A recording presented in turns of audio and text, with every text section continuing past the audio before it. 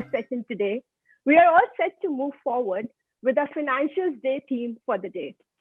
When we talk of financials, we of course think of banking, but there is also this huge underpenetrated fixed income space that plays its own role in leverage creation. As we stand today, interest rates are at record lows, creating an investor worry about the kind of returns fixed income has in store for us. It is also justified given that we have a huge USD 6 trillion of negative yielding debt globally. Joining us today in this conversation is Ms. Lakshmi Iyer, Chief Investment Officer and Head Products of Kotak Mahindra AMC. Little is more for her introduction. She's well known in the AMC circle, and we frequently enjoy her quirks on Twitter. She has over 2 decades of experience and currently has assets over $16 billion in onshore and offshore assets under advisory. For today's session, Lakshmi would lay out her thoughts on where to go when interest rates are low, and then we shall take the audience Q&A. Please use the chat box on your screens to ask questions, and we'll take them over after Lakshmi's presentation. Lakshmi, thanks a lot for accepting our invite. We are thrilled to have you today. Without further ado, over to you. Hi, a very good morning to each one of you, and thank you so much, Ankita, for that introduction. I hope each one of you is absolutely safe and secure in your respective homes. We are at the fag end of the year 2020, and then just look at both the sides of the spectrum, how 2020 started on a not so euphoric note because the news of the virus broke out in Wuhan. Little did we expect that we would be here in December 2020 with mixed emotions, especially letting go or shedding what went by and trying and looking forward with bated breath to embrace what comes forward. UK is the first country to formally launch the vaccine, and that brings a renewed optimism in all our minds, and the hope is that 2021 is way better. The topic today is very well titled, with interest rates so low, where do we go? And my answer to that is very simple. Why do you need to go anywhere? India is a place where mindsets have been largely fixed income in nature. And when I talk about fixed income and equities, I call fixed income as the Nimbu Pani or the lime water. It is good in all seasons. You can have it just plain. You can have it spiked up. You can have it with soda water. You can have it cold, room temperature, warm. And I think why I'm using so much of lime water example is not to make you drink one, but just to tell you that fixed income just does that. Whereas equities is more like caffeine or Red Bull to your portfolio. It is a steroid or it is an energy booster, which is also required in moderations depending on your risk appetite.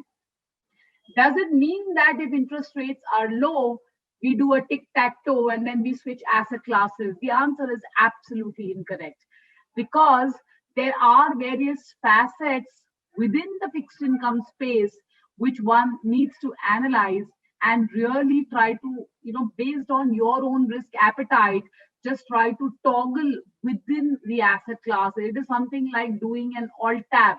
You don't need to shut the screen every time, but in a laptop or in a computer language, the alt tab allows you to very seamlessly toggle between the screens.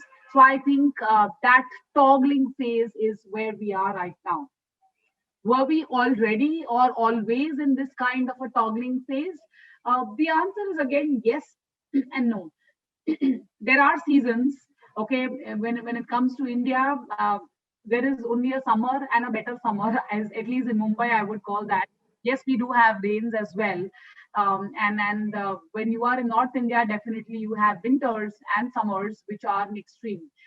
Again, why am I bringing seasons over here? Just to tell you that the choice of your footwear, I have a friend in Gurgaon, and whenever I do my road shows in Delhi during winters and I visit her place, I see that The boots are probably north of 12 to 15 inches in terms of height. And in Mumbai, I don't think I wore even half that size gumboots in the rainy season. So, depending on the season, depending on the weather, depending on the cycle, I call fixed income and all seasons footwear. It's like a Bata footwear where you can have fixed income for the rainy day. You can have fixed income for a summer 45 degrees, and you can have a fixed income opportunity where it is a 2 degree or a -2 degree cold. And blending all that is where the opportunity arises when you are able to look beyond the obvious. And what do I mean when I say look beyond the obvious? For generations together, the standard port of call is, I was chatting with a portfolio manager yesterday. He is on the equity side and,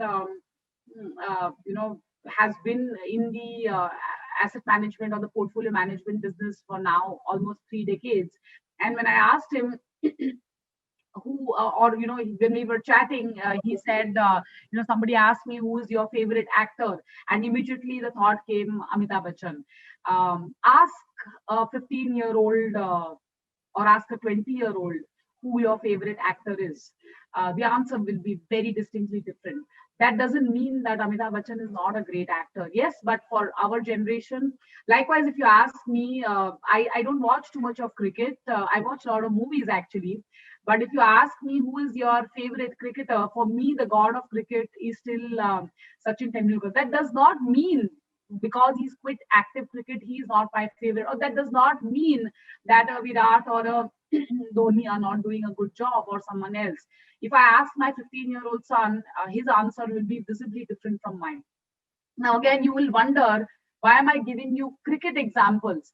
I am giving you these examples to tell you that there is a distinct differentiation between a traditional mode of investment vis-a-vis an unconventional, a non-traditional mode of investments.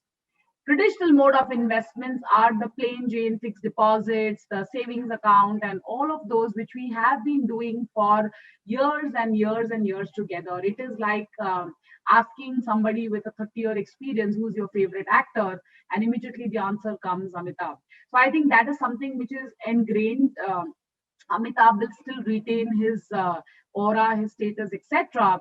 But there are other who might not have the surname Bachchan, or who might not have fixed nature of returns or an assured nature of returns, and yet have potential to offer you reasonably good experience, like in the entertainment world. So I think that is where I was trying to draw parallels to tell you that this is the phase to look beyond traditional mode of investments. And why? Because the last 9 to 10 months has seen an upheaval in across the part of the world.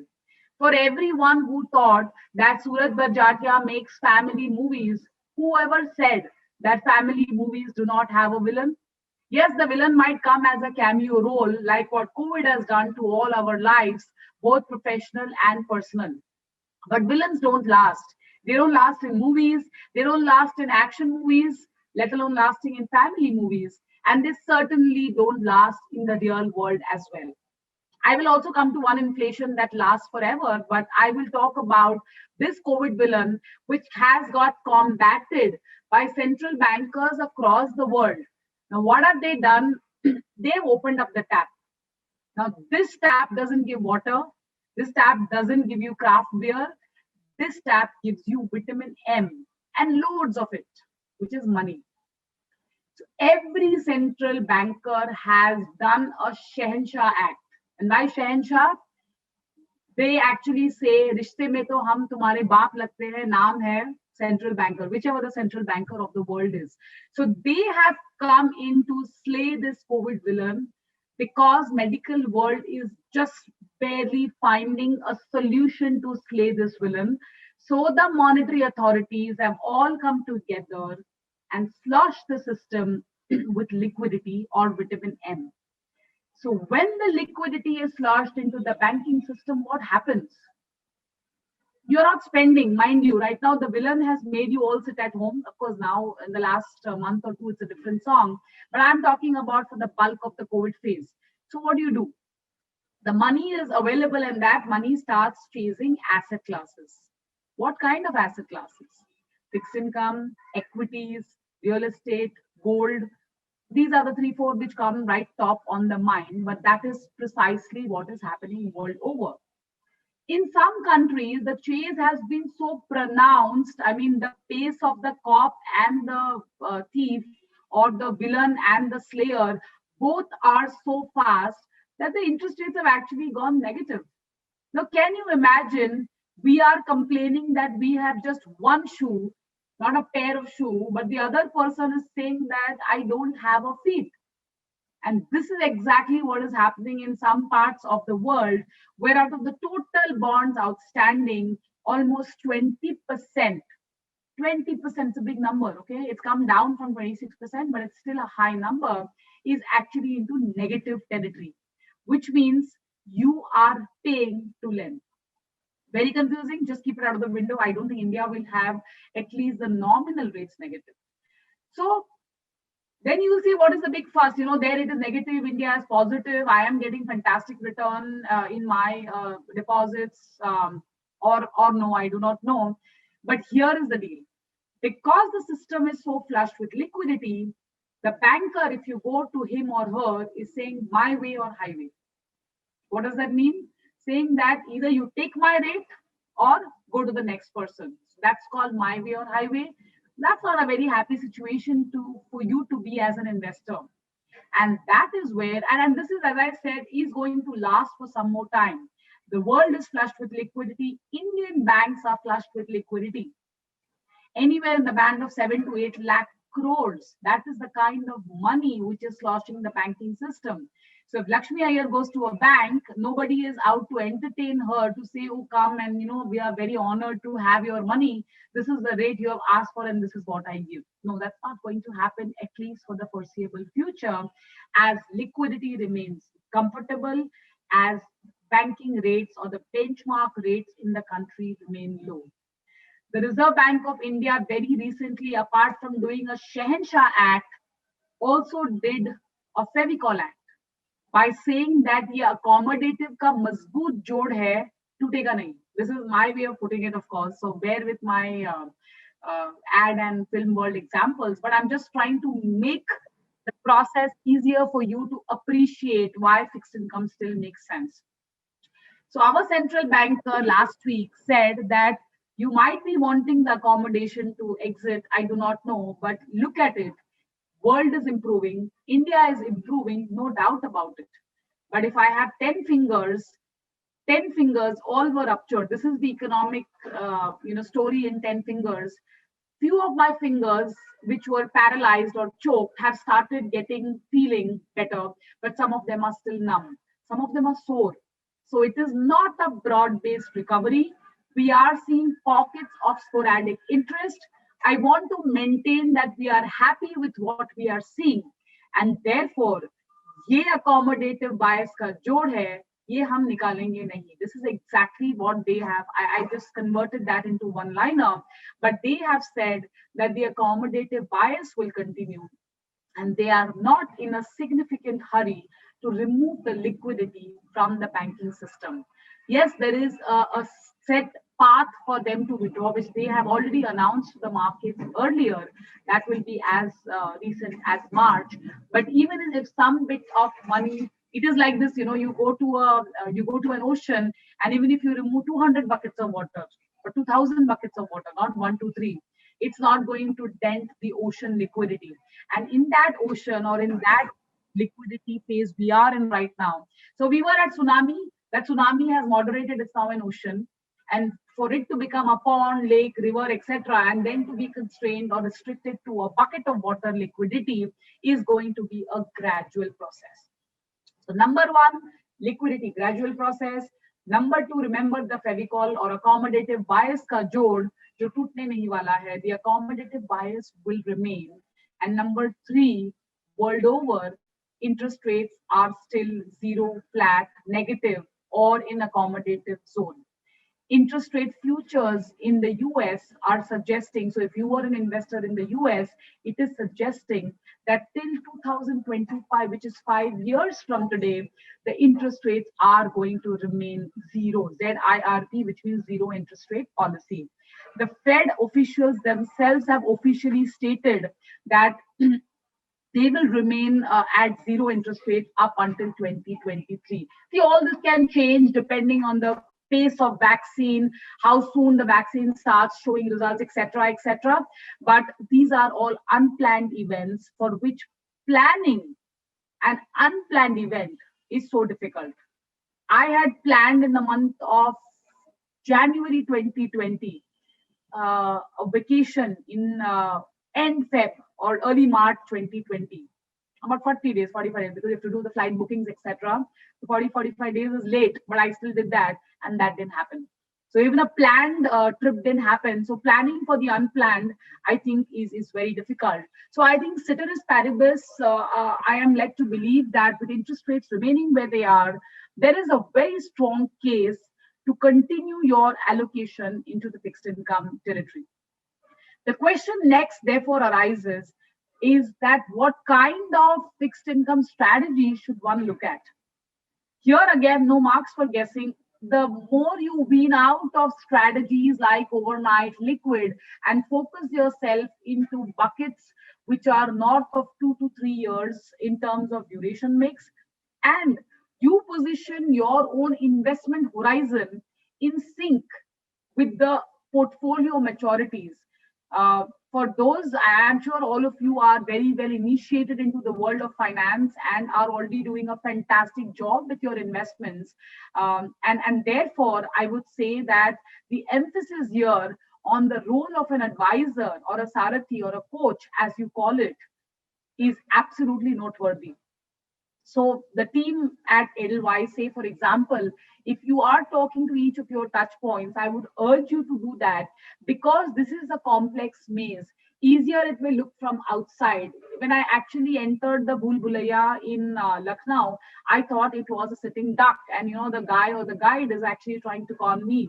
That's always, the right brain in you is very dormant. It's the left brain in you which rationalizes.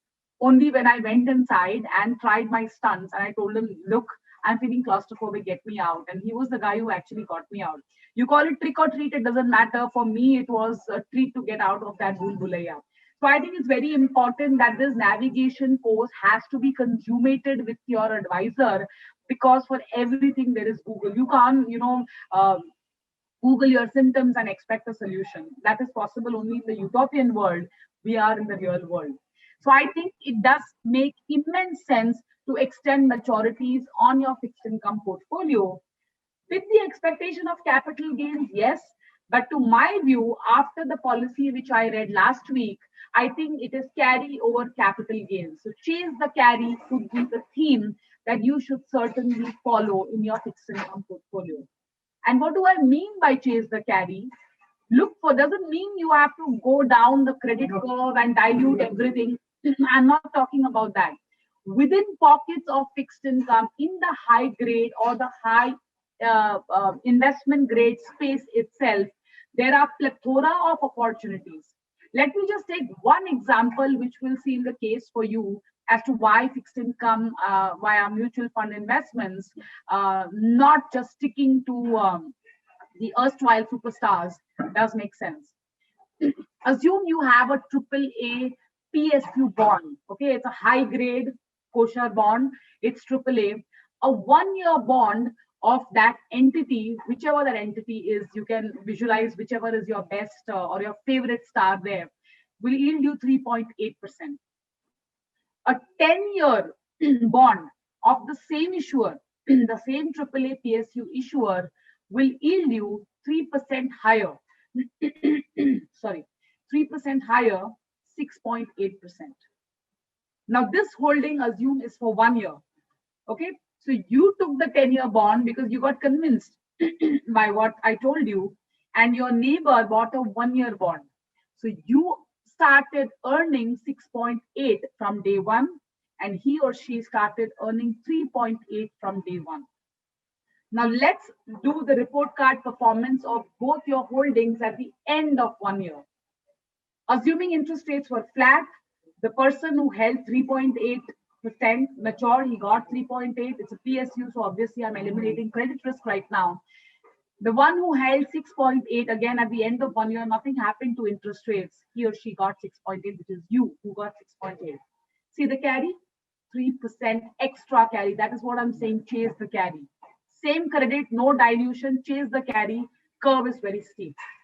Now you will say, actually, you are painting a very lovely picture. Interest rates don't behave like fairy tales or Suraj Barjatya movies. While happy ending may be there might be volatilities. Yes, I agree with you. Now what happens in the same example, your neighbor held 1 year bond, end of 1 year got 3.8%, but assuming interest rates went up by 0.5%, even if interest rates go up by 0.5% 1 year from today, your neighbor will earn the same 3.8 because his or her portfolio is maturing. Your portfolio at 6.8 or your holding, because interest rates went up by 0.5%, will erode in value by 3%. You will still end up earning 3.8%. Now, I gave you this very threadbare, very simple example to highlight to you. I'm not giving you the best case scenario, by the way. What happens if interest rates go down by 0.5%? At the end of 1 year, your neighbor still earns 3.8, but you have the potential to earn 3% more than 6.8, which is carry plus potential capital gain. So in all the three examples, I demonstrated to you how the risk reward clearly is meriting you to extend the duration on your fixed income portfolio, look beyond traditional strategies, which certainly assures you return. So it caps your downside significantly. There is no downside at all. Okay, you know that 100 will become 103, period, at the end of 1 year. But it restricts your upside participation in the example that I just gave you. So I think there is a very strong case, and that remains our high conviction. Yes, inflation is higher, and that is the second monster or the villain that I was talking about. The first villain is the COVID villain, which is transient and which will finally go away sooner than later. Vaccine has arrived, the superhero has arrived. However, what about the inflation monster? This inflation monster is going to be permanent in our lives, whether it's real life or real life. This inflation monster or this villain is here to stay.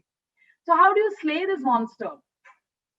For you to slay this monster, only having Nimbu Pani will not help, which is, again, I'm not getting into details of that discussion because that becomes a more detailed discussion called asset allocation, which is where your Sarathi or your coach, the one you have right here, will be the apt person to guide you. How much of Nimbu Pani I should drink, depending on my body constitution, depending on my risk that my body can take, how much of caffeine or Red Bull that I should own in my body, or how much can intake in a day it can have. So I think that is a short way with a combination of this. And of course, the final Suraksha Kavach is the protector or Lord Vishnu, which is gold in your portfolio. So you need a blend of each of these three assets in varying proportion. There is no one size fits all. But let's not undermine the importance of that humble Nimbu Pani in your portfolio, which will definitely not create those energy boosters, but it is a much needed stabilizer, even in a market scenario like this. We do not, to broadly summarize and conclude, we do not expect interest rates to jump up materially from the current levels.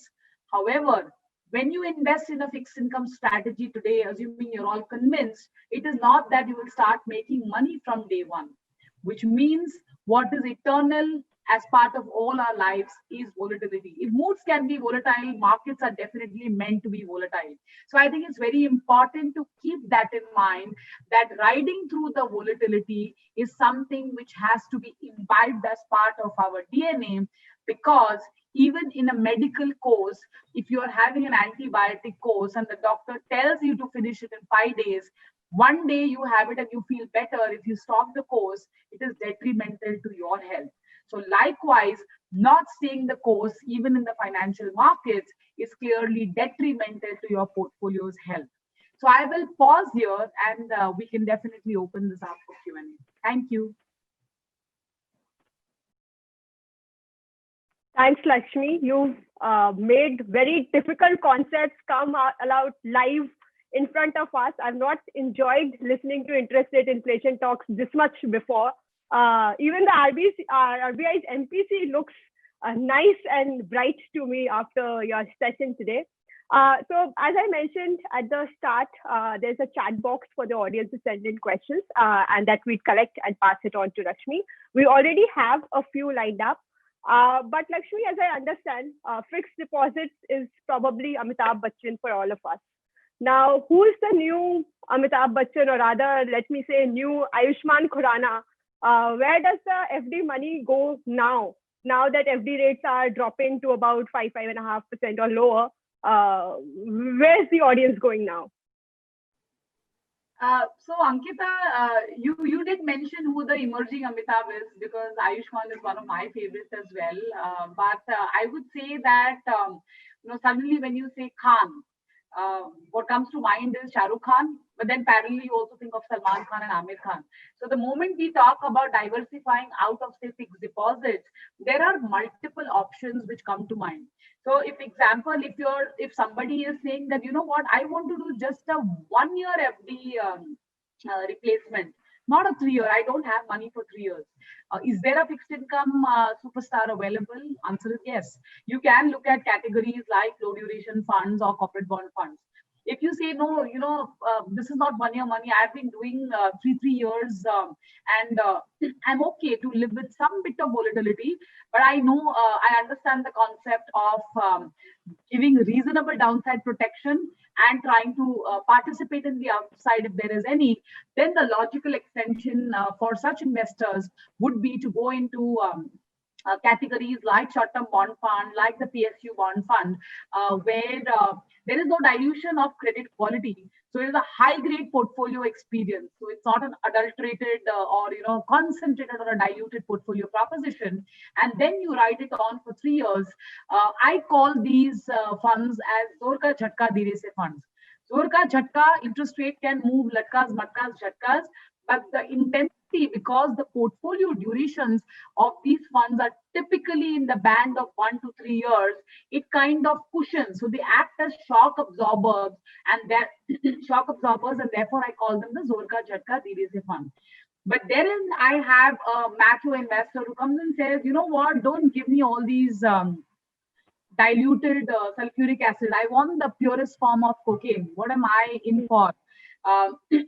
So then be prepared for some kicks, not the intoxicated kicks, but some interest rate kicks, and certainly find favor with dynamic bond funds, gilt funds, where the duration is certainly on the higher side. So I call them the medium to long duration funds, where there definitely could be a rate gratification, but the vulnerabilities and the volatilities associated could be reasonably high. So as I said earlier, there cannot be a one size fits all, but there is very high conviction in my mind that between these, is there a potential to perch yourself on I would say, reasonably safe and secure nest without the fear of falling down with a thud? The answer is yes. Sure. Taken that, and moving to our own RBI, our own Shahenshah.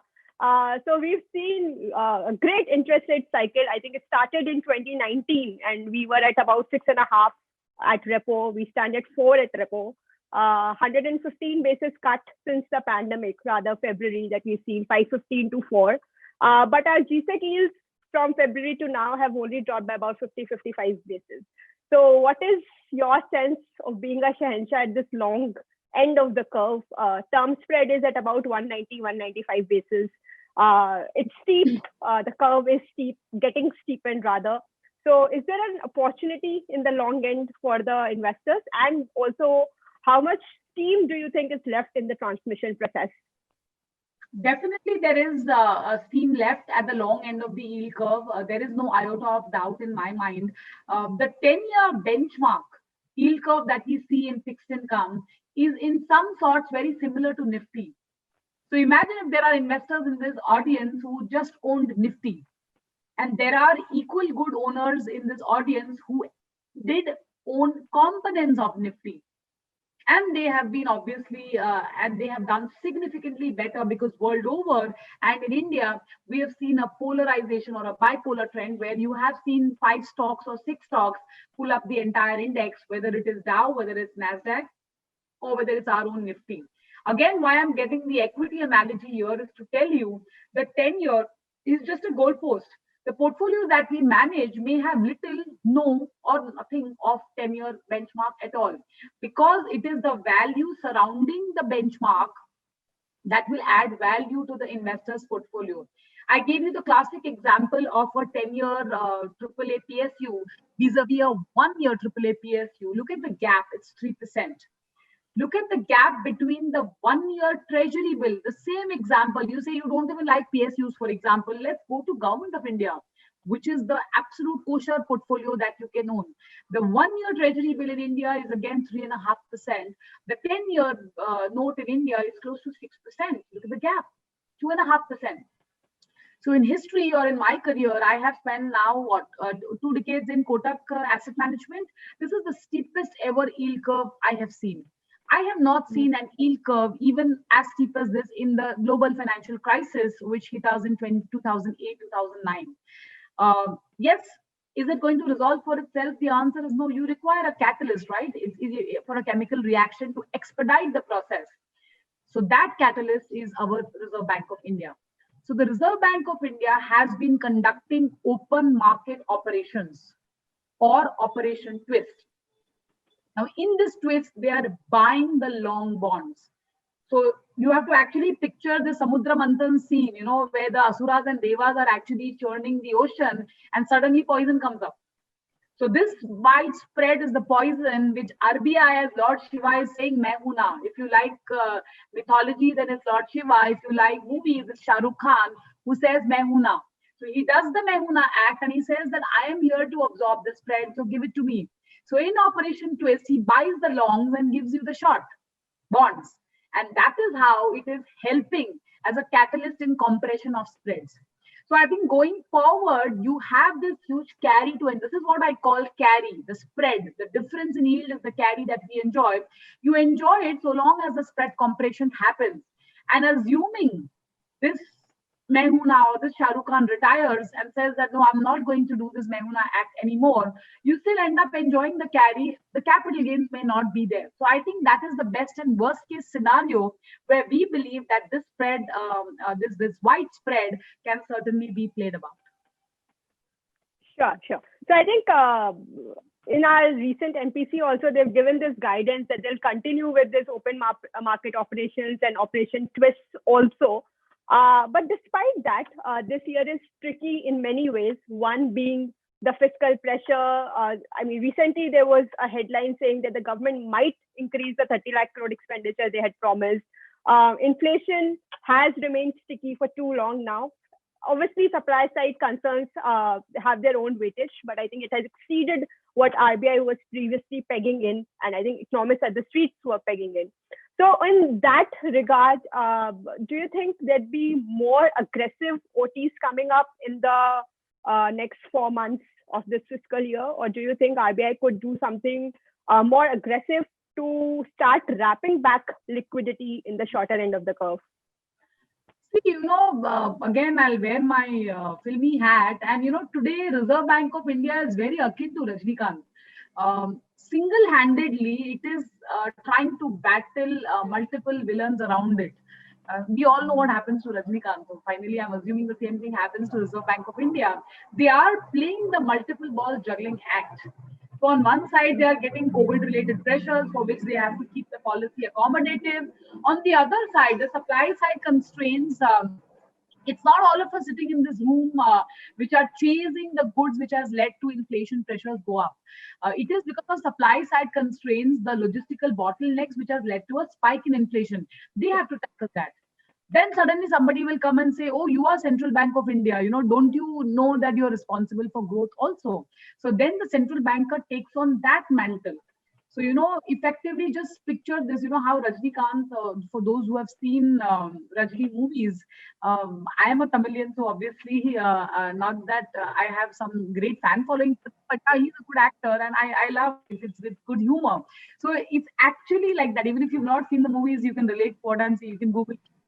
So you seeing RBI do that, and one of that juggling act, apart from looking at all of this, is also tracking the fiscal deficit. But in this kind of an economy, okay, in this kind of a situation that we are plagued with, you tell me which country on your fingertips you can name which country, including the African countries, okay, which country has maintained fiscal discipline? None. The answer is none.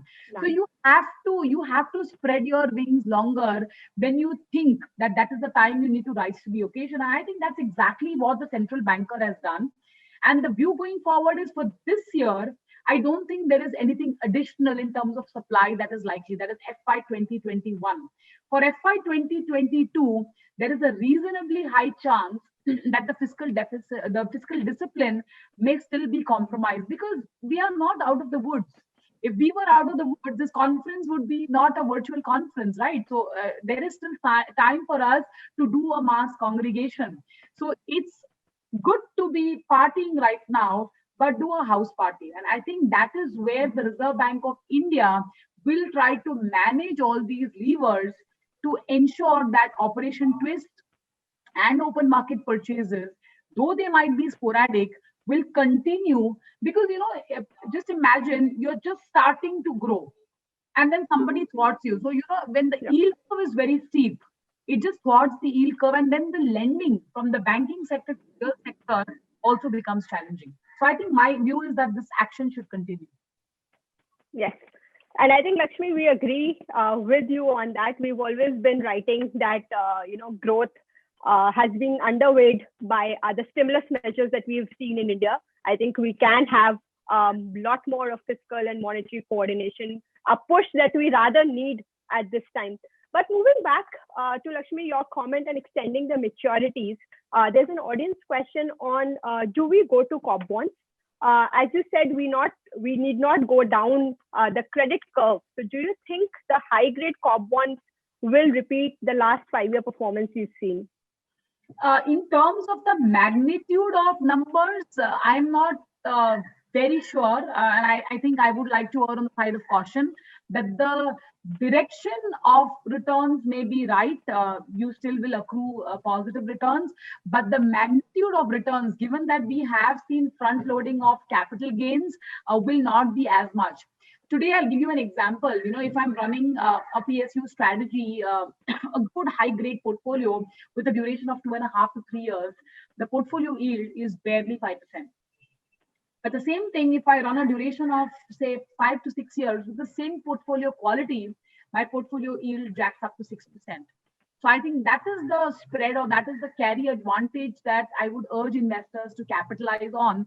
And going down the credit curve for select names is okay, but that will further enhance the yield.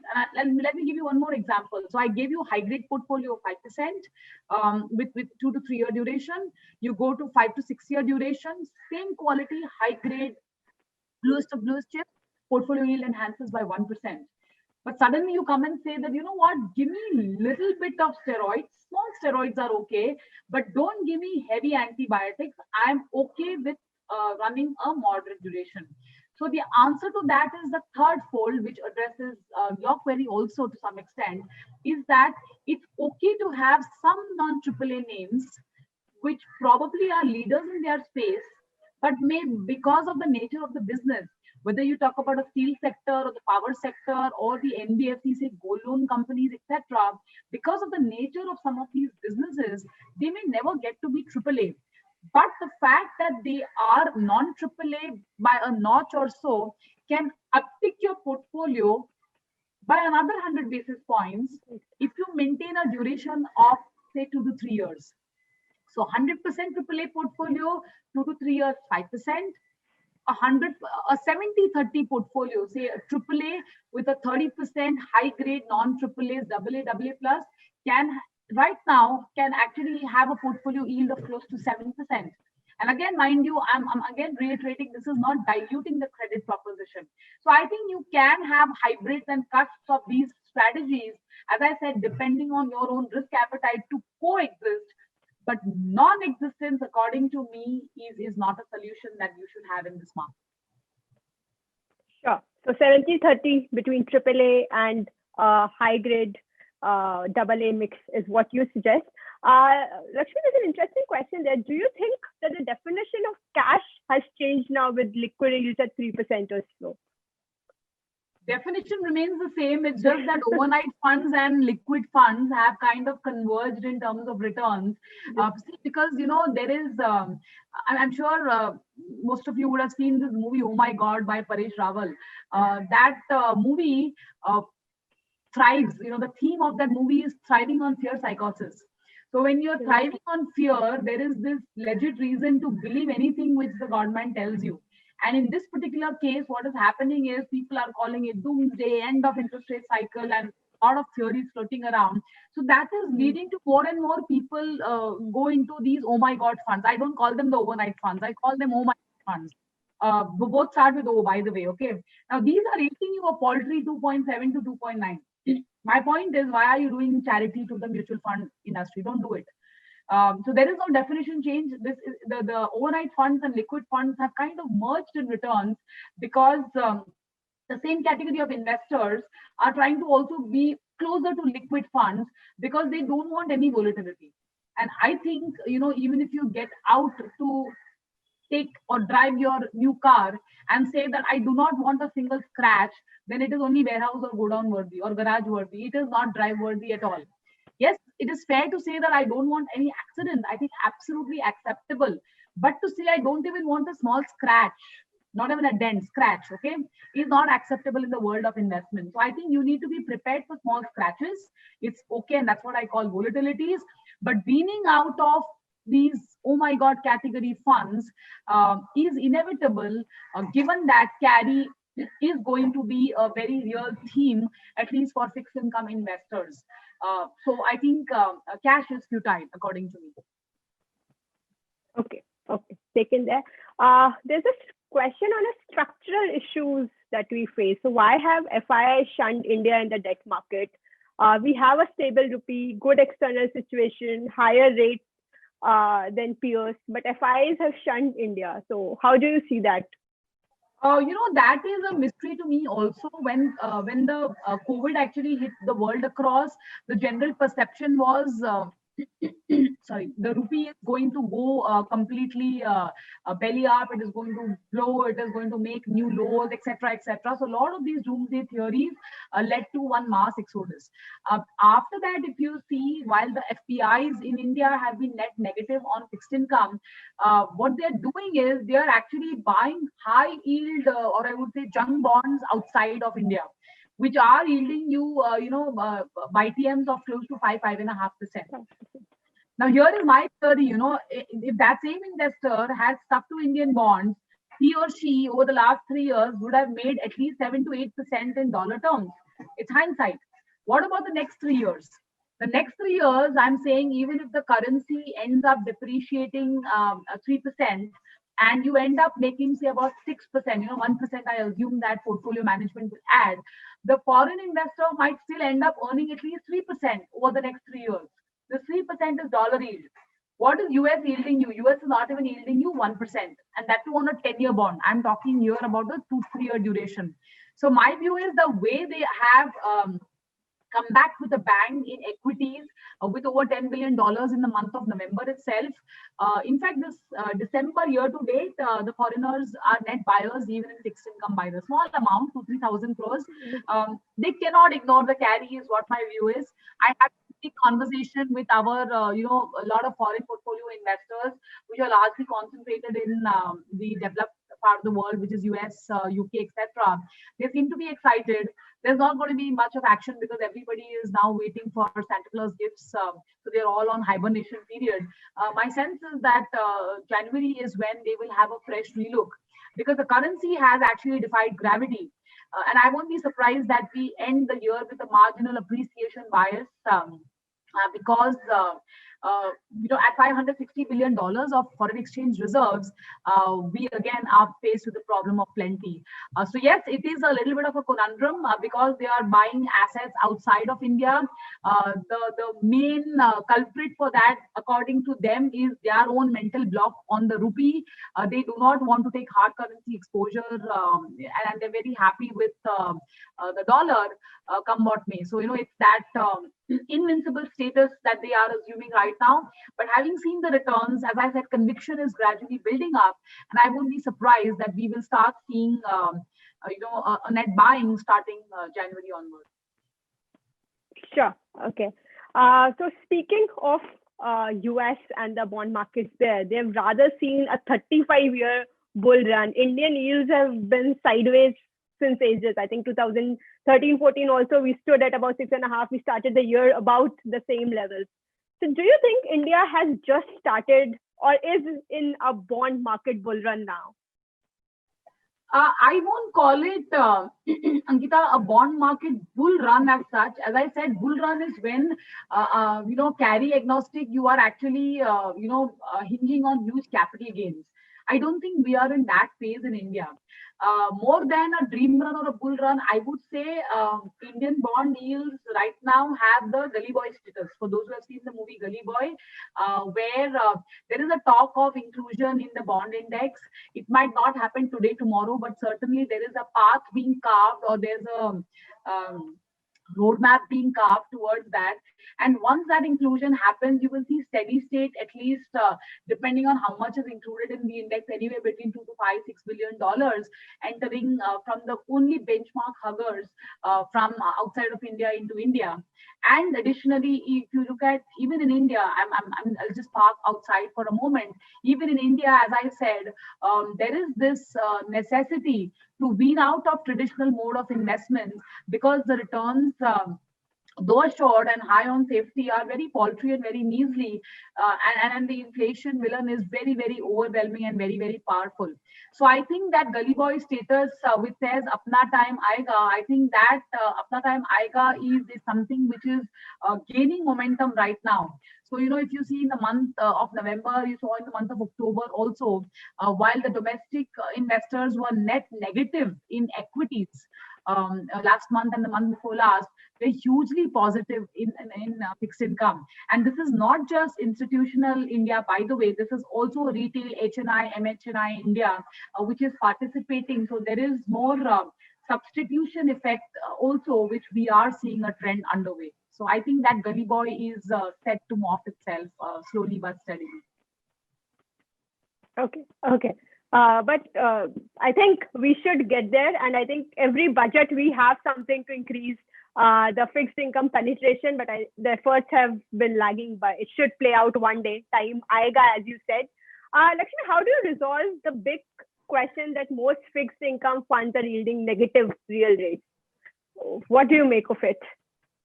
No, that will auto-resolve for itself. As I said, there is so much of paranoia in certain parts of the world that even mortgage rates, for example, for a brief period had gone into negative in some territories.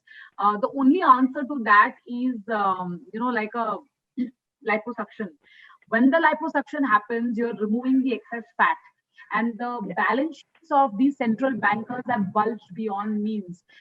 This will finally manifest itself into an asset reflation trade, which is why I'm not at all disturbed that gold prices are down right now.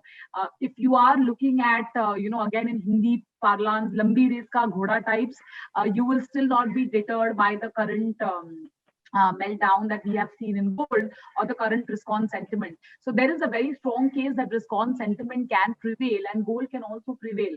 So I think it will self-correct. There is no inducement needed to actually correct this negative territory. And automatically, as more, switching the tabs, as I said, happens between risk-on and risk-off. You will automatically see with this phase that we are in right now, the risk on mode. People want more Red Bulls in the portfolio. So as you are seeing that the Nimbu panis are getting shunned. People are saying that, so much of negative, I don't want this. These Nimbus are, so sour that even after putting 3 spoons of sugar, it starts really sweetening. So they're moving out of that and saying that it's okay to add more caffeine. So the more that trend accentuates, you will start seeing an auto correction. At the peak, we had almost 1/3 of the world outstanding bonds at negative. We're at 20 right now. So I think auto correction has happened despite the world central bankers being in accommodative mode.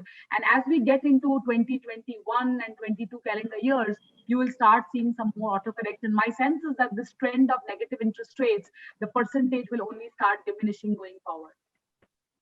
Okay, sure. So speaking of the traditional asset allocation model, 60% equity, 40% debt, do you think these are still alive now? And how would you allocate your own money? How much Nimbu Pani, Red Bull, sugar combination do you prefer when you allocate your own money? So what's your funda there?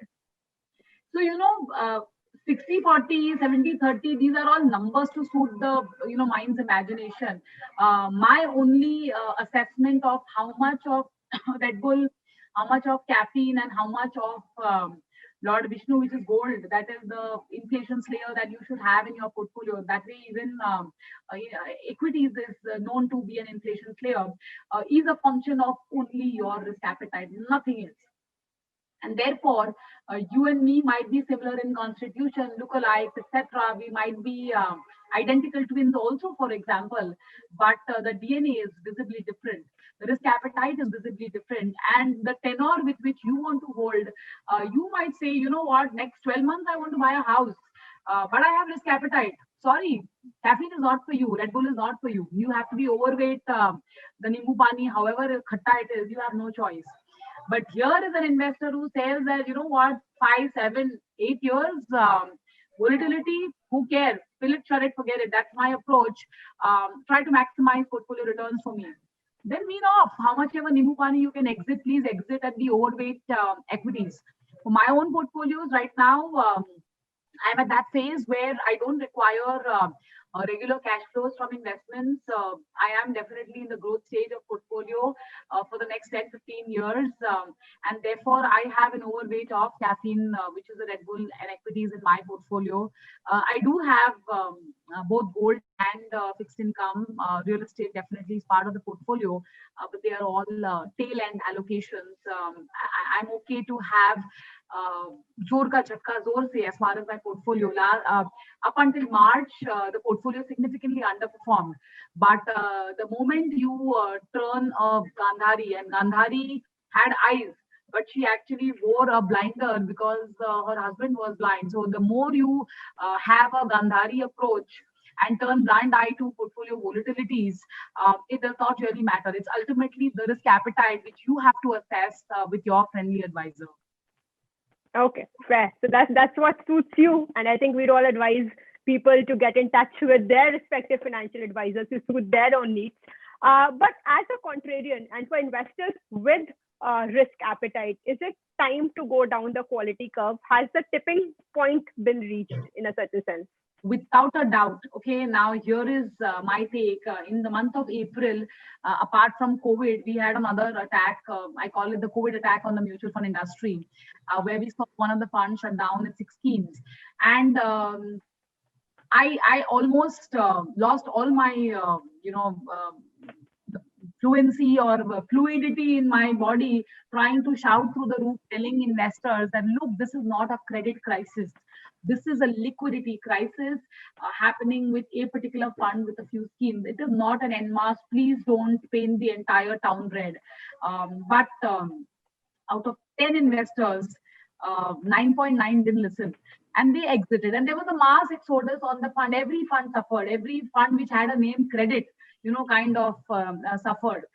And that, to my mind, was the pinnacle for actually allocating money to high grade. I sold, we have to our credit that in that entire period, we also witnessed almost 50% erosion in our credit risk funds. Not a single AAA asset was sold. You tell me, if it was a credit crisis, how did I sell non-AAA assets? So we sold all non-AAA assets to demonstrate that, look, Risk management is non-negotiable for Kotak. And what we also showed in that process to our own investors who were exiting in panic, that look, there is no reason for panic.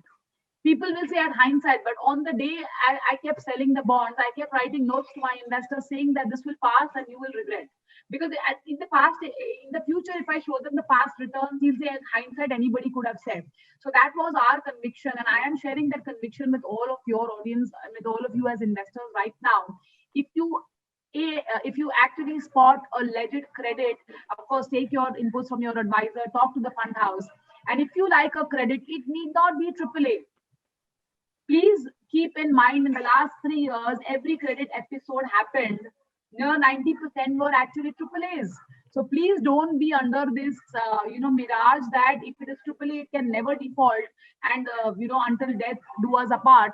And if it is non-AAA, it is not good. I think again, it's the same Amitabh Bachchan and Ayushmann Khurrana example that I would like to bring in. So there are emerging opportunities in the non-AAA space which we like. We love perpetual bonds. If you have a perpetual bond of a very, the largest PSU bank in the country, it is offering you 2% or 3% higher than a senior secured bond. Why will you not buy that? It will never get a AAA status. It will always be a AA plus.